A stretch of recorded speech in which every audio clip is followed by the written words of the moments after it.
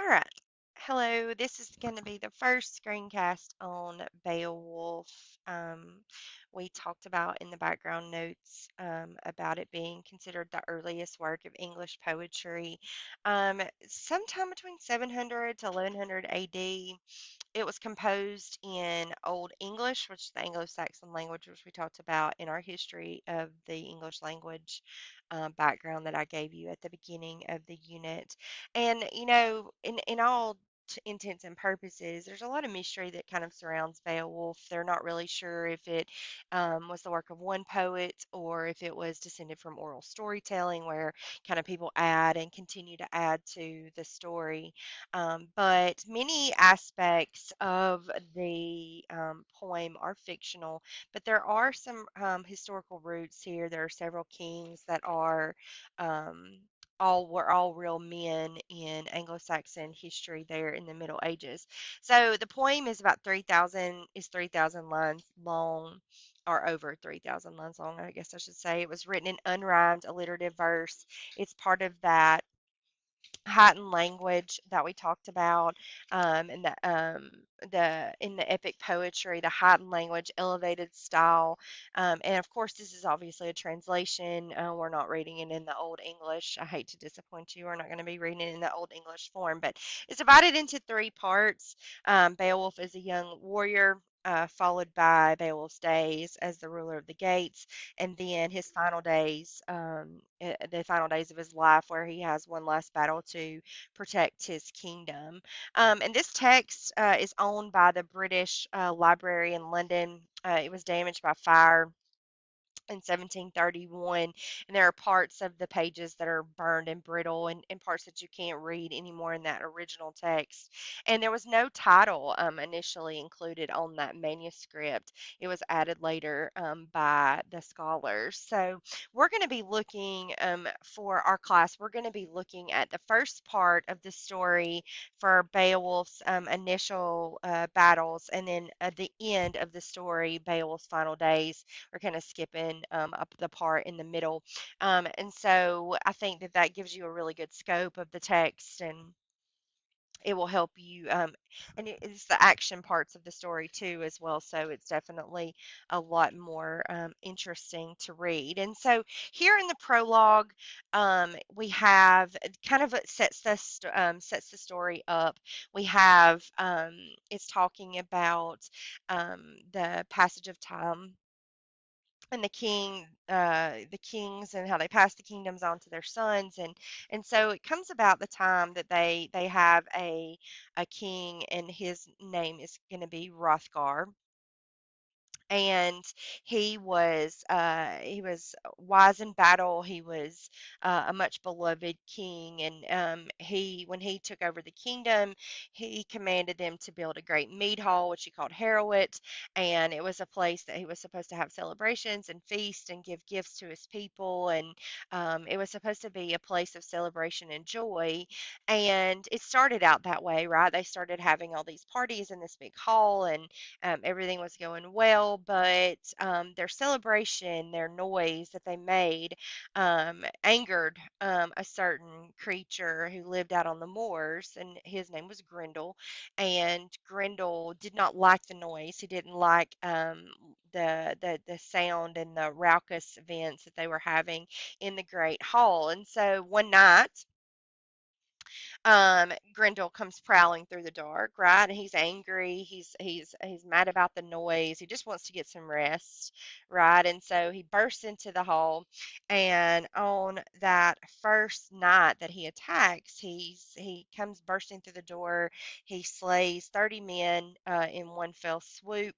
This fiend out of hell, Grendel, and he runs back to the moors and hides after he's committed this ghastly deed. Well, they continue for a while to have these parties, and when they do, Grendel comes back every single time. And so Harrowitz is closed down. They close down the great hall, the mead hall, and Beowulf is hears about this. There's over across the sea in the land of the gates.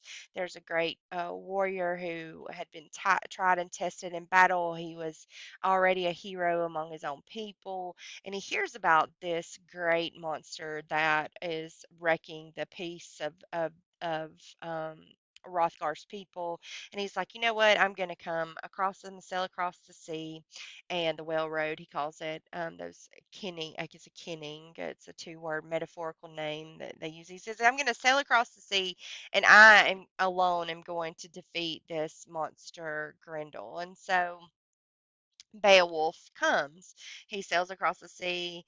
They get there, and he tells Hrothgar, he says, you know, I'm here. I've heard about the trouble that you're having, and I want to help you. Like, I want to defeat this monster for you. And so Hrothgar is like, you know, lots of people have said that they could do that, but, you know, no one's been able to do so. And he was like, I want to make Rothgar, I mean, I want to make Harrowwood a place that you can celebrate in again. So he makes a boast in front of everybody that he's gonna beat Grendel with his bare hands or his body strength. He's done this kind of thing before. Like he's battled sea brutes and trolls and giants, and he's taken them all out, and that he alone is the one that's going to be able to do this. And so he's like, I'm not even going to use weapons.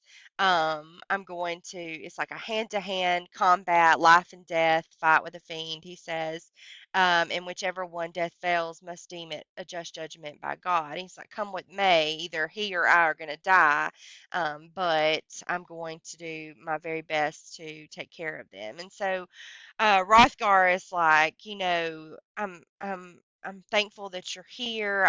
I wish you success. They have a little bit of a party to celebrate or to pre-celebrate, I guess I should say.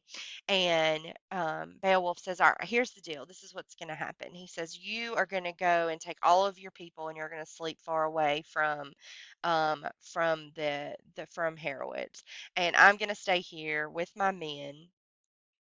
And I'm going to lure the beast in.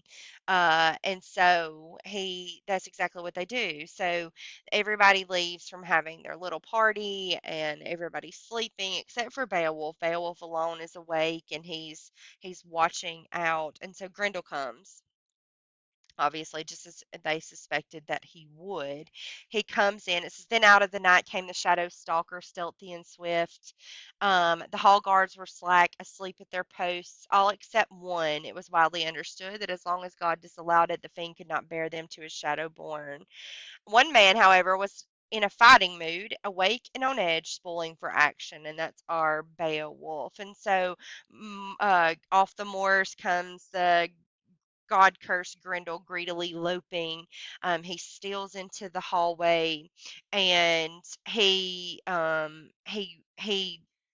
kind of comes in, he knocks the door wide, off its hinge and ripped it open, and he comes in and starts snatching men up, and he's kind of going along his path, and when he gets to Beowulf, he reaches out to snatch him up, and he finds himself in um, Beowulf's grip, and it's a grip that he has never seen before, and it frightens him. Um, because it was harder than anything it says he had ever encountered in a man on the face of the earth. Every bone in his body quailed and recoiled, but he could not escape. He was desperate to flee to his den and hide with the devil's litter, for in all his days he had never been clamped or cornered like this. And so Beowulf springs to his feet, and he gets a better hold on Grendel, and they literally begin like to arm wrestle. Beowulf has got a grip on Grendel's arm. Grendel is trying to get away, and it begins to apply so much pressure that Grendel's arm starts detaching itself from his body, and so they crash and clatter all throughout the hall, and they're breaking benches and they're smashing into things, but Grendel is unable to get away, and Beowulf succeeds in literally ripping off the monster Grendel's arm, and so now he's got his arm off. The monster is bleeding. He's wailing, and it wakes up everybody in the town. They hear him shrieking and shouting and keening over this wound, and the monster Grendel skulks away to his lair, and they know that they have defeated him because he would not be able to survive this wound. And so the next morning, Beowulf is like, okay, Hrothgar, I've defeated your monster. I am, I'm victorious. And so Hrothgar is going to, first of all, be so thankful that Beowulf has done what he's done. He's going to give him lots of rewards. He gives him a battle standard, a helmet, a mail coat, some swords, 8 horses with jeweled saddles and bridles. And he's like, why don't you stay? Why don't you stay with us? Um, and you can, stay a while with us. And Beowulf was like, that sounds like a really good offer, but I need to go back home. And so they celebrate, right? So everybody's drinking, everybody's having a good time, everybody's feeling relief. They know that Grendel is not going to come back again any longer. Well, that night, everybody is laying there. Everybody is feeling peace and comfort. And what they didn't account for was that Grendel was not the only monster out on the moors. And so um, Grendel's mom, right, and in defense of her son and for what he had done, she's coming to seek revenge. And so she comes into the hall. She comes up from the moors, and she comes down to Harrowitz, and she comes into the hall where everybody is laying sleeping, and she snatches up the or Lord Rothgar's like right hand man. His name was a share, and so she snatches him up and she snatches the arm of Grendel, which they had hung on the hall, above the door, as kind of like a trophy piece, and she escapes back to her den in the moors. And so the next morning, that morning when it rolls around, Lord Hrothgar is like, okay, well, you can't really leave yet. Like, you have done this with Grendel, but now another greater, danger kind of, awaits us.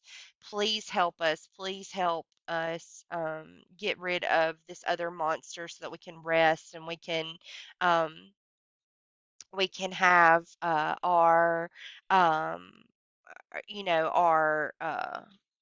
our victory, and we can reclaim our hall and be able to sleep in peace at night. And so Beowulf was like, absolutely, I'm going to do this for you, and take care of this other beast so that you can rest and live in peace.